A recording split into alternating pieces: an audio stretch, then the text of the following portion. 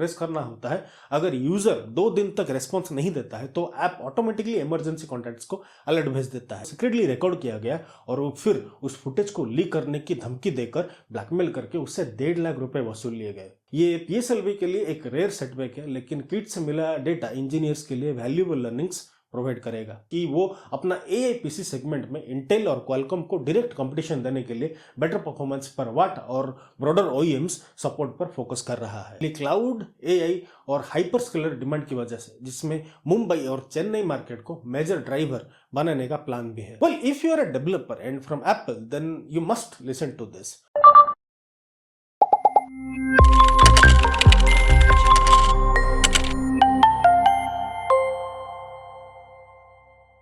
Hello, नमस्ते, सलाम, सत श्री अकाल and welcome to Monday morning tech, एक ऐसा शो जहां हम करते हैं tech break down with no बकचोदी, सिर्फ फ्यूचर, साइंस और इनोवेशन का show down. And here is what happened past week in case you have missed. पहले हाइलाइट्स ऑफ द वीक। इस हफ्ते बहुत सारे चीज इंटरनेट पे चर्चा में रहे, जैसे ये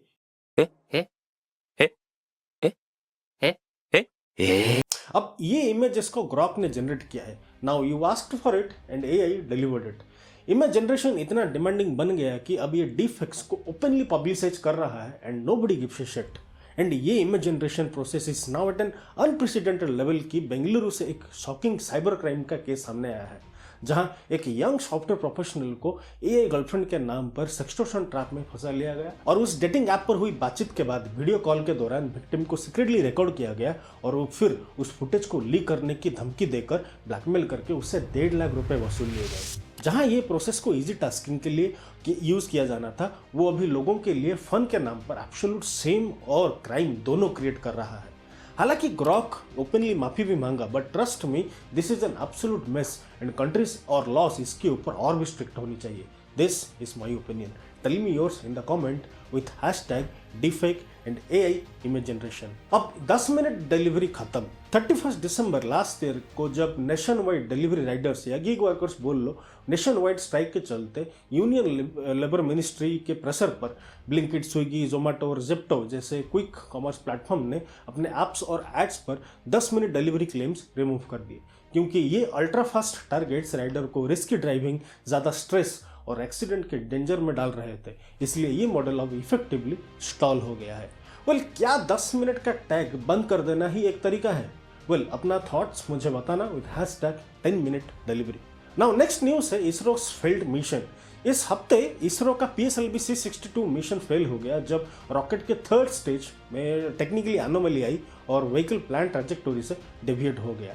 मिशन का एम मल्टीपल स्मॉल सैटेलाइट्स को सन सिंक्रोनस ऑर्बिट यानी 500 किलोमीटर के रेंज में डिप्लॉय करना था, लेकिन लगभग 16 पेलोड में से 15 सैटेलाइट ऑर्बिट तक ही नहीं पहुंच पाए।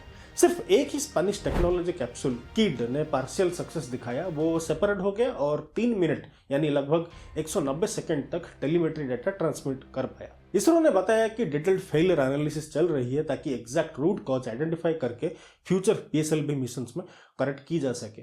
ये पीएसएलवी के लिए एक रेयर सेटबैक है, लेकिन किट से मिला डेटा इंजीनियर्स के लिए वैल्यूएबल लर्निंग्स प्रोवाइड करेगा। वेल, ये न्यूज़ एक सेटबैक हो सकता है इंडिया के लिए, बट नॉट दिस। इलेक्ट्रिफिकेशन के मामले में Indian Railways has become world's largest electrified rail road network system. Indian Railways ने एक हिस्टोरिक माइलस्टोन अचीव किया है जब उसने 99.2 ब्रॉड गॉज नेटवर्क को इलेक्ट्रीफाई करते हुए दुनिया का सबसे बड़ा इलेक्ट्रिफाइड रेलवे सिस्टम बन चुका है। इंडियन रेलवेज हर दिन लगभग 13,000 से ज्यादा पैसेंजर ट्रेन और 9,000 फ्रेट ट्रेन चलाता है, जो मिलकर 70,000 किलोमीटर का रेल नेटवर्क पर करोड़ों से ज्यादा पैसेंजर्स और 1500 मिलियन टन्स का कार्गो एनुअली मूव करता है। And recently India has also flagged off its first Vande Bharat sleeper train from Guwahati to Howrah with a lot of tech upgradations as well with all its daring legacy, जो 1853 में थाने से शुरू हुआ था and has become 9th largest employer in the world right now.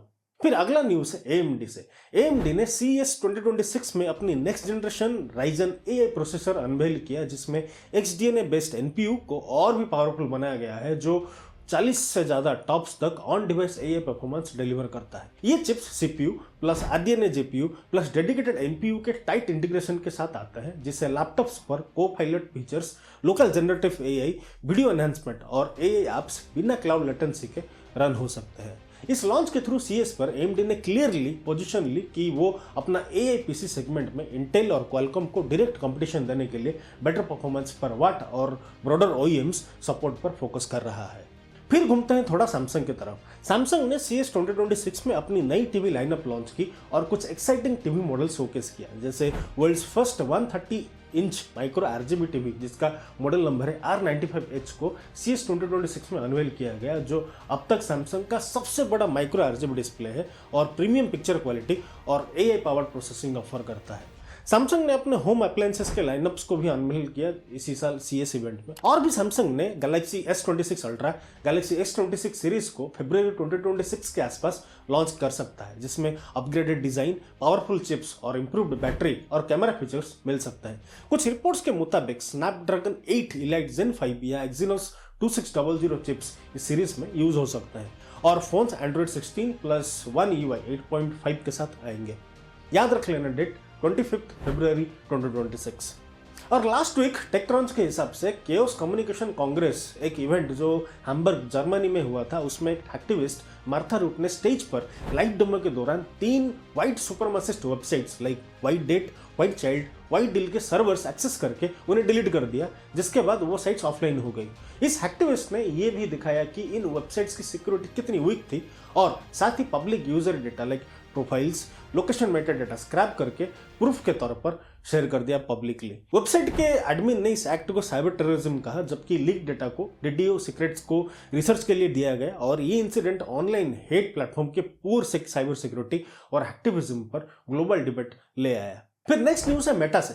Meta ने US में अपने AI और डेटा सेंटर ऑपरेशंस के लिए 3 न्यूक्लियर एनर्जी कंपनी के साथ डील साइन किया, जिससे वो टोटल 6 से ज्यादा गीगावाट्स न्यूक्लियर पावर सिक्योर करेगा, जो लगभग 6.6 गीगावाट तक पहुंच सकता है और ये सप्लाई 2035 तक का प्लान है। ये मूव मेटा को यूएस का सबसे बड़ा कॉर्पोरेट न्यूक्लियर पावर बायर बना देता है और ये कंपनी का ये भी गोल है कि वो एआई के ग्रोथ के ह्यूज पावर डिमांड को क्लीन, डिपेंडेबल और 24/7 एनर्जी से सपोर्ट करे, जिससे ट्रेडिशनल ग्रिड पर स्ट्रेस कम हो सके। वही अगला न्यूज है इंडिया के डेटा सेंटर मार्केट से।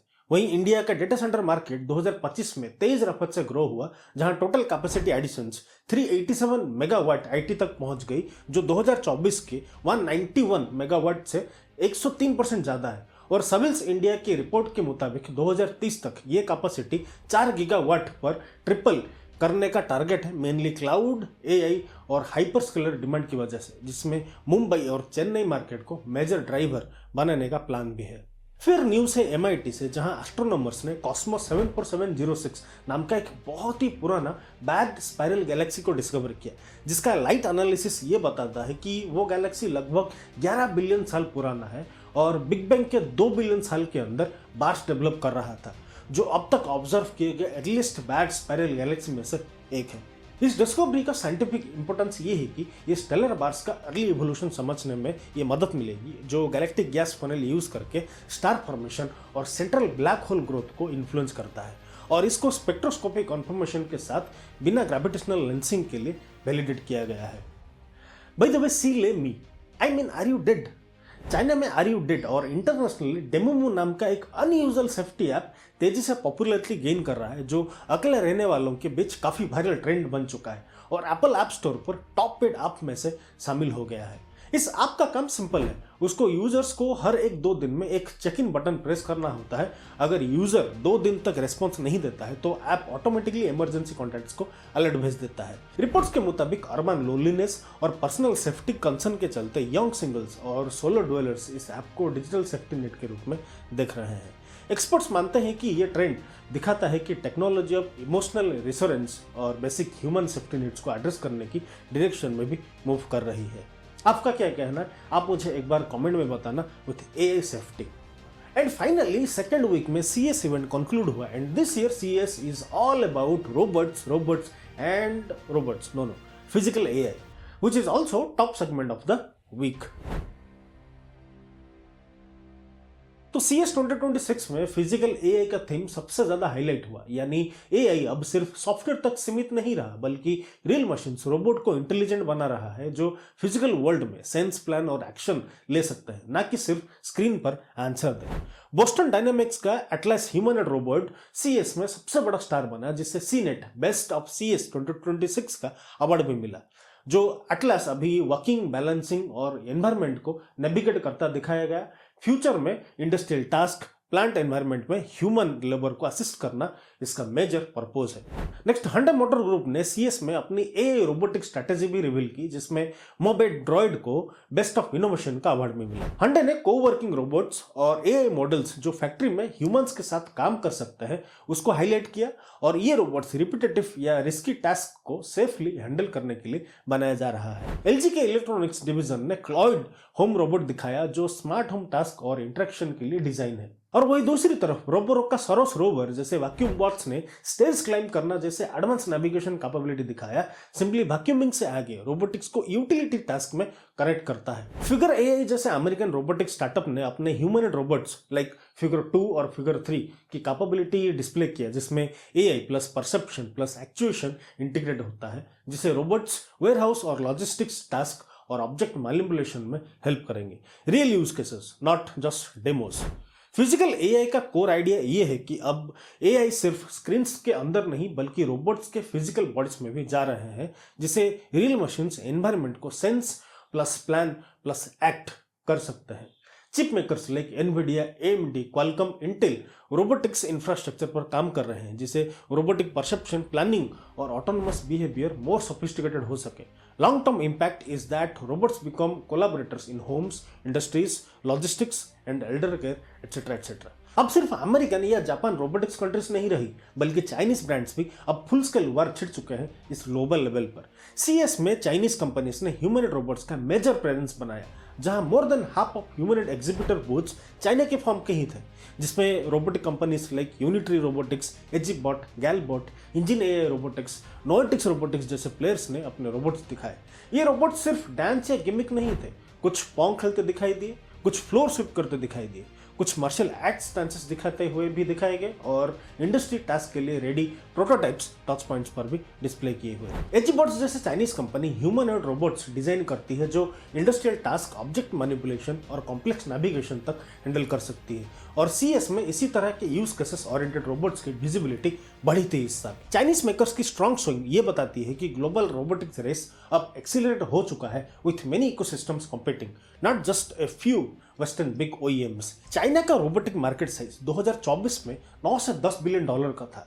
ये चाइना हर साल 50% से ज्यादा इंडस्ट्रियल रोबोट्स इंस्टॉल करता है, जो ग्लोबल डोमिनेंस दिखाता है। 2030 तक चाइना का रोबोटिक्स मार्केट 16 से 17 बिलियन डॉलर पहुंच सकता है विथ 9% CAGR के साथ। वहीं अगर दुनिया के बारे में बात करें तो 2024 में ग्लोबल रोबोटिक्स इंडस्ट्री का साइज लगभग 45 बिलियन डॉलर अराउंड था, जिसमें इंडस्ट्रियल रोबोट्स और सर्विस रोबोट्स दोनों इंक्लूड थे। अब 2025-26 के round market 85 to 95 billion dollar के रेंज पहुंच चुकी है, मेनली एआई, ऑटोमेशन और लॉजिस्टिक्स की डिमांड की वजह से। और 2030 तक ग्लोबल रोबोटिक्स मार्केट का साइज 110 से 120 बिलियन डॉलर पहुंचने का प्रोजेक्शन है, जिसका CAGR 13 से 14% माना जा रहा है। What do you think about robotics and this industry? अपना थॉट्स मुझे कमेंट में बताना with #robotics industry। Moving to next segment, releases and launches news of the week. Anthropic ने कोवर्क नाम का एक नया टूल लॉन्च किया है जो क्लाउड कोड की पावरफुल एआई एजेंट कैपेबिलिटीज को कोडिंग की जरूरत के बिना यूजर्स को देता है, ताकि वो अपने फाइल्स, फोल्डर्स और वर्कफ्लो को नेचुरल लैंग्वेज इंस्ट्रक्शन से ऑटोमेट, एडिट और मैनेज कर सके। एक तरह से एक AI assistant hands on collaborator बन सके। सेकंड, क्राफ्टन इंडिया जो BGMI गेम्स बना रही है, वो उसने BGMI का 4.2 अपडेट लॉन्च किया है, जिसमें कॉम्पिटिटिव सिस्टम को रिवैम्प किया गया है and new in game event add हुआ है। इस अपडेट के साथ 19 जनवरी से रॉयल एनफील्ड के Bullet 350 and the Continental GT 650 as bikes और पीकी ब्लाइंडर्स के कैरेक्टर्स गेम इस अपडेट में अवेलेबल होंगे जो गेम प्ले को और ज्यादा एक्साइटिंग बनाएंगे। साथ ही गेम में एक नया Primewood Genesis theme mode introduce किया गया है जो प्लेयर्स को फ्रेश विजुअल्स और यूनिक गेम प्ले का एक्सपीरियंस भी देगा।